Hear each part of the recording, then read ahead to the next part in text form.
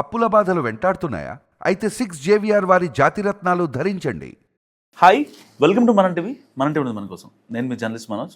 So ప్రశ్నారావణ్ని arrest చేశారు, 4 సార్లు కేసులు పెట్టారు, తర్వాత బెయిల్ వచ్చింది, రిమాండ్ వెళ్ళాడు. అసలు రాజద్రోహం కేసు ఎందుకు పెట్టాలి? ప్రశ్నారావణ్ నిజంగా దేశద్రోహ? మాట్లాడదాం. మనతో పాటు జాయిన్ అయ్యారు సీనియర్ జర్నలిస్ట్ అండ్ ప్రముఖ సామాజికవేత్త ప్రియా చౌదరి గారు. నమస్కారం మేడం. నమస్తే మేడం, అసలు ప్రశ్నారావణ్ విషయంలో చాలామంది పవన్ కళ్యాణ్ తిట్టారని రాజద్రోహం పెట్టారని మాట్లాడుతున్నారు. అసలు నిజంగా రావణ్ చేసిన తప్పేంటి? ఉప్పేంటి చెప్పు. రావణ్ చేసినటువంటి సామాజిక ప్రయోజనకరమైనటువంటి కార్యక్రమాలు ఏమున్నాయి? పోనీ అతను మాట్లాడినటువంటి భాషణ ఏమైనా ఉందా? అతని ప్రసంగాలు ఏమన్నా సమాజానికి ఉపయోగపడే ఏమన్నా ఉన్నాయా? రెచ్చగొట్టడము, బూతులు మాట్లాడటము, ఇతిహాసాలని కించపరచటము, భారత సైన్యాన్ని కించపరచటము, దేశ భద్రతను కించపరచటము, అలాగే నక్సలిజాన్ని ప్రోత్సహించటము, దేశద్రోహులైనటువంటి వాళ్ళందరికీ కొమ్ము కాయటము, దీన్ని ఏమంటారు? అందరినీ ప్రశ్నిస్తానంటున్నాడు కదా. మరి ఎవరిని?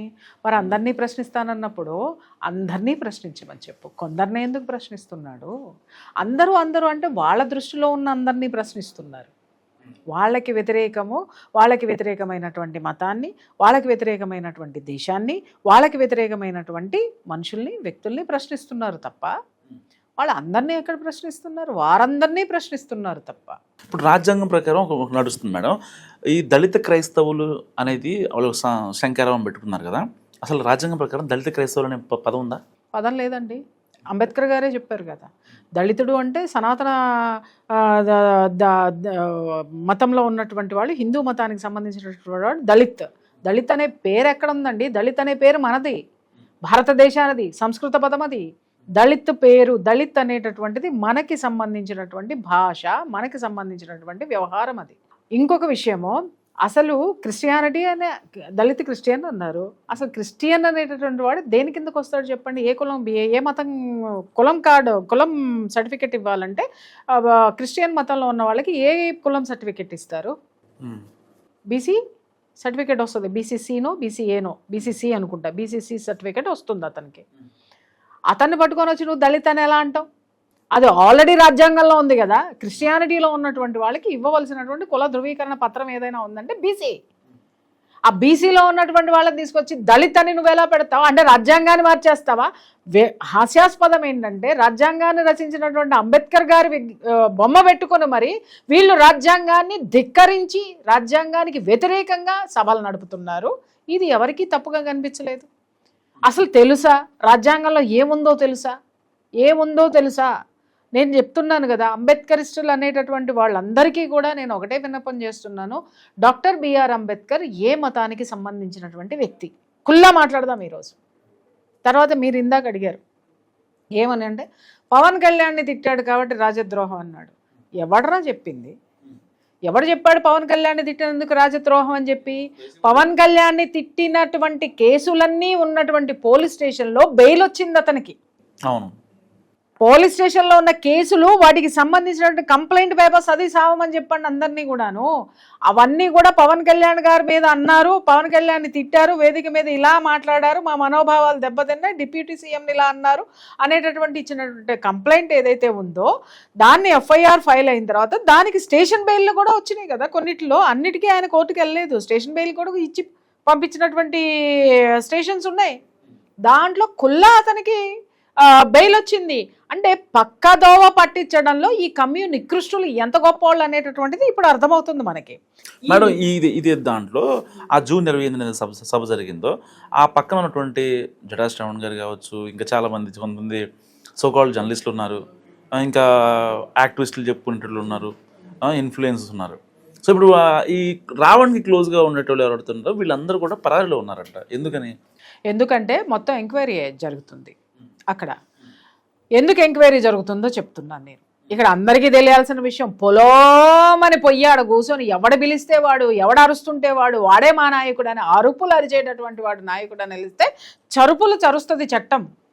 దయచేసి సభా మర్యాద ఒకటి ఉంటుంది, అలాగే భావ వ్యక్తీకరణ స్వేచ్ఛకి, భాష వ్యక్తీకరణ స్వేచ్ఛకి, బూతు వ్యక్తీకరణ స్వేచ్ఛకి తేడా తెలుసుకొని వెళ్ళాలి. ముందు ఈ సభలో కూర్చునేటటువంటి సోకాళ్ళు నువ్వన్న జర్నలిస్టులు, నువ్వన్నటువంటి యూట్యూబర్లు, నువ్వన్నటువంటి సో అండ్ సో కాల్డ్ జనాలంతా కూడా ఓకే. వాళ్ళందరి మీద ఎంక్వైరీ ఎందుకు జరుగుతుంది ఈరోజు, వాళ్ళందరూ ఎందుకు అబ్స్కాండింగ్లో ఉన్నారు అని అంటే కారణం ఏంటంటే మన అన్నగారి అనద్దలే మన సోకాల్డ్ ప్రశ్న రావణ సంబంధించినటువంటి సెల్ ఫోను ఏదైతే ఉందో ఆ ఫోన్ పోలీసుల చేతికి దిక్కింది. పోలీసులు తీసుకున్నారు, అది ఓపెన్ చేశారు. ఓపెన్ చేసిన తర్వాత దాంట్లో ఎన్ని బ్రహ్మాండాలు ఉన్నాయో అర్థమైంది. అందుకే మన ప్రకాష్ రాజు గొంతు తడే ఆరిపోయింది, సారీ గొంతులో మాట పెగలటం లేదు, నాలుక తడారిపోయింది, ముఖంలో కళే పోయింది, జీవచ్ఛమంలాగా మాట్లాడుతున్నాడు. ఎందుకు మాట్లాడితే సెల్ ఫోన్ అంటాడు, ఫోన్ తీసుకున్నారు ఏడవలేక నవ్వుకుంటూ ఉచ్చబడుతుంది ఒక్కొక్కళ్ళకి, సుస్సు పడుతుంది ఒక్కొక్కళ్ళకి. ఎందుకు వీళ్ళందరూ అబ్స్కాండ్లో ఉన్నారు అనంటే వీళ్ళందరితోటి అతనేం మాట్లాడాడో, వీళ్ళు ఆ సభ పెట్టుకున్నది దళిత సంక్షేమం కోసం పెట్టలేదు, అది ఆ పేరు మీద విధ్వంసాలను సృష్టించడం కోసము, ఒక అన్రెస్ట్ క్రియేట్ చేయడంలో, సొసైటీలో ఒక అన్రెస్ట్ క్రియేట్ చేయడానికి ఏర్పాటు చేసుకున్నటువంటి సభ ఇప్పుడు పారిపోయినటువంటి వాళ్ళందరూ దాంట్లో భాగస్వాములు అయ్యారేమో అనేటటువంటి కోణంలో దర్యాప్తు చేయడం అనేటటువంటిది జరుగుతుంది. అది అవునా కాదా అనేటటువంటి తొందరలో బయటకు వస్తుంది, అది కారణం. సో ఇప్పుడు దీని వెనకాల ఏదైతే రావణ్ వెనకాల ప్రకాష్ రాజ్ త్రూగా కొంతమంది జర్నలిస్టులకి, కొంతమంది సోషల్ యాక్టివిస్టులు ఉన్నారు, అండ్ వీళ్ళందరినీ నడిపించేది జగన్మోహన్ రెడ్డి గారే అని కొంతమంది ఆరోపిస్తారు. ఎంతవరకు నిన్న పెట్టినటువంటి ట్వీట్ తోటి తేటతెల్లమైంది కదండి. అసలు ఎవరు ఎక్స్పెక్ట్ చేయలేదు కదా జగన్మోహన్ రెడ్డి గారు సపోర్ట్ చేస్తారని రావణ్కి. ఏమండి మీరు ఒక మాట చెప్పండి, అంటే దాని ఆయన ట్వీట్ చేశారు, హే రామ్ అని ట్వీట్ చేసి, చూసారా సేవ్ ఆంధ్రప్రదేశ్, హే రామ్ సేవ్ ఆంధ్రప్రదేశ్, ఈ సోషల్ యాక్టివిస్టులని ఇన్ఫ్లుయెన్సర్ని ఇలా ఇబ్బంది పెడుతున్నారు అని చెప్పి మాట్లాడారు. మరి ఇబ్బంది పెట్టినప్పుడు రామ్ గుర్తుకు రాలేదా? రావణ్ణి కాపాడడం కోసం రాముడు గుర్తొచ్చాడు. జగన్మోహన్ రెడ్డి గారి చరిత్రలో హే రామ్ అనిపిస్తామండి, ఎవరి నోటి నుంచి అయినా అనిపిస్తాం. హే రామ్ అంటూ ఫస్ట్ టైం ఖచ్చితంగా అనిపిస్తాం, అనాల్సిందే. ఎందుకు అనంటే ఈ గడ్డ ఏ గడ్డ? హిందూ ధర్మం నడిచినటువంటి నేల అండి, హైందవ నేల. ఇక్కడ పుట్టినటువంటి ఆ ధర్మ నిష్ఠాపరిష్ఠుడైనటువంటి ఆ రాముణ్ణి తలుచుకోకపోతే నేను చెప్తున్నాను పొట్టగతులు ఉండవు. ఖచ్చితంగా రాముడు గుర్తు చేస్తాడు అందరికీ కూడాను, అర్థమైందా? కాబట్టి ఎవరెవరు ఎవరిని తలుచుకుంటున్నారో ఆ తలుచుకోవడం వెనకున్నటువంటి ఆ యొక్క ఇది ఏంటో జనాలందరూ ఈరోజు గమనిస్తున్నారు. నిన్న మొన్నటి వరకు ఎలక్షన్స్లో కూడా చాలామందికి బాధ కలిగించవచ్చు, కానీ మాకు కూడా బాధ కలిగింది, కానీ మేము గౌరవించాం. ఎలక్షన్స్లో కూడా నల్లట్ట పుస్తకం సంకలో పెట్టుకొని మరీ ప్రచారం చేసి గెలిచిన తరువాత హిందువులకి మీరు చేసినటువంటి ఇది ఏంటో ప్రపంచం మొత్తం చూసింది. ఇవాళ ఎన్ని సీట్లు మీ చేతిలో పెట్టారో చూసింది, రైట్? అలాగే అక్కడ నుంచి మొదలు పెడితే హే రామ్ సీన్ కట్ చేస్తే ఎస్ ఎందుకు వచ్చింది? ధర్మాన్ని గుర్తు చేస్తాడబ్బా రాముడు. ఏం చేస్తారు మీరు ఖాళీ టైంలో? మీ స్ట్రెస్ బస్టర్ అని చెప్పి జగన్మోహన్ రెడ్డి గారిని టీవీ నేను రజనీకాంత్ గారు ప్రశ్న అడిగితే, ఏముంది రజనీ, నేను ప్రేయర్ చేస్తా అంతే, ప్రేయర్ చేసుకుంటాను. మరి ఇప్పుడు అదే చేయాల్సింది కదా, అదే ప్రేయర్ చేసే అతను ఇప్పుడు హే రామ్ అంటే రాముడు మాత్రమే, అంటే రామ సైన్యం చుట్టుముట్టింది అనేటటువంటిది అర్థమైంది. ఆ సైన్యాన్ని నడిపేటటువంటి వాడు రాముడు అనేది అర్థమయ్యింది. రాముడు తప్ప ఎవరు కాపాడలేరు, కానీ రాముడు రావణుణ్ణి కాపాడలేదు, అర్థం చేసుకోవాలి. అంతేనా? లేకపోతే హే రామ్ అని పెట్టకపోతే కనుక ఇది హిందూ ఓటర్లు దూరం అవుతారనే నేను ఇందాకటి నుంచి మాట్లాడుతున్నటువంటి నిగూఢమైనటువంటి అర్థం అదే కదా, అనిపిస్తామన్నాను, అంతేగాని అన్నాడు అనలా. హిందువులందరూ కలిసి అనిపిస్తారు. నిన్నగాక మొన్న అంతంతా ఎందుకు మనోజ్, నిన్నగాక మొన్నటి వరకు కూడా మేము అర్బన్ నక్సల్స్మి, మేము మేము మేము అని గుంజుకొని మాట్లాడిన వాళ్ళందరూ కూడా నిన్నగాక మొన్నటి నుంచి ఒకటి కొత్తది మొదలు పెట్టారు. మేము హిందువులమే, మేము గుళ్ళకి వెళ్తాం, మేము గోపురాలకు వెళ్తాం, మేము మొక్కులు మొక్కుతాం, మేము పూజలు చేస్తాం అని మొత్తుకోవాల్సినటువంటి పరిస్థితిని తెచ్చాం. తెస్తాం, So, ఇంకా తెస్తాం. ఈ కేసులో తెస్తామంటే మేము కాదు, హిందువులు వాళ్ళ సత్తా ఏంటో చూపించారు, చూపిస్తున్నారు. ఇక ముందు ఇంకా అర్థమయ్యేటట్టు, బాగా అర్థమయ్యేటట్టు చూపిస్తారు. సో ఫర్దర్గా అంటే చాలామంది కూటమి నాయకులు మాట్లాడుతుంది ఏంటంటే రావణ్ విషయంలో సినిమా అసలు ఇప్పుడే స్టార్ట్ అయింది, ఇప్పటిదాకా జస్ట్ అదొక గ్లిమ్స్ ప్రోమో మాత్రమే ప్రశ్న రావణ్కి. అంటే ఇంకేం చేస్తున్నారు ప్రశ్న రావణ్ని? ఆల్మోస్ట్ అంటే మూలిగే రావణ్ ఏమి చేస్తారు అనేది చట్టం చూసుకుంటుంది. అంటే ఏం అవకాశం ఉంది ఇంకా ఆయన చుట్టూ? అది ఒక్క విషయం అండి. ఒక వ్యక్తి ఎప్పుడైనా సరే రాజ్యాంగం యొక్క చట్ట పరిధిలోకి వెళ్ళిపోయిన తర్వాత వాటి గురించి మనకు మాట్లాడేటటువంటి హక్కు లేదు.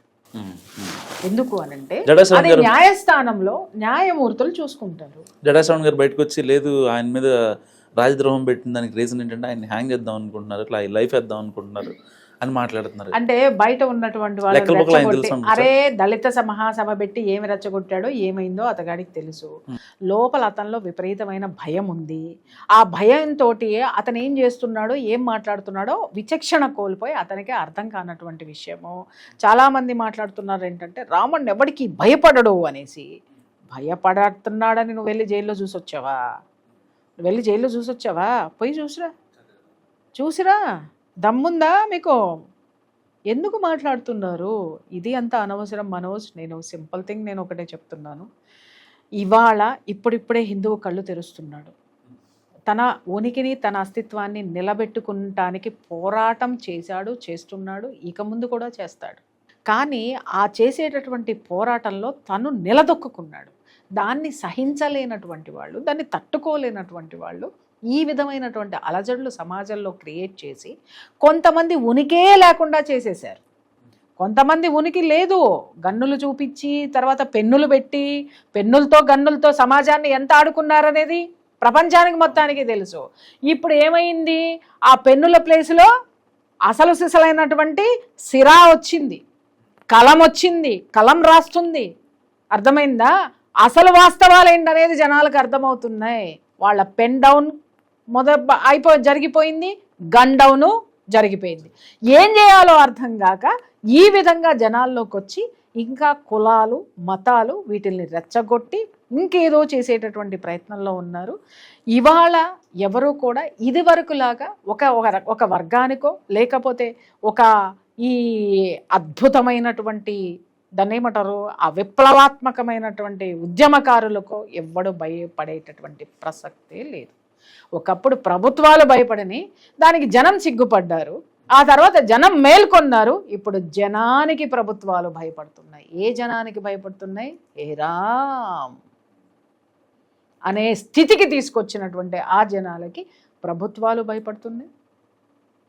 వ్యవస్థ కూడా చాలా జాగ్రత్తగా పనిచేస్తుంది. Thank you madam. సో ఇది ప్రియా చౌదరి గారి అనాలిసిస్. మరి మీరేమనుకుంటున్నారు? నిజంగా ప్రశ్న రావణ్ దేశద్రోహ లేదా కాదా? మస్తు కామెంట్ చేయండి. చూస్తూనే ఉండి మన టీవీ.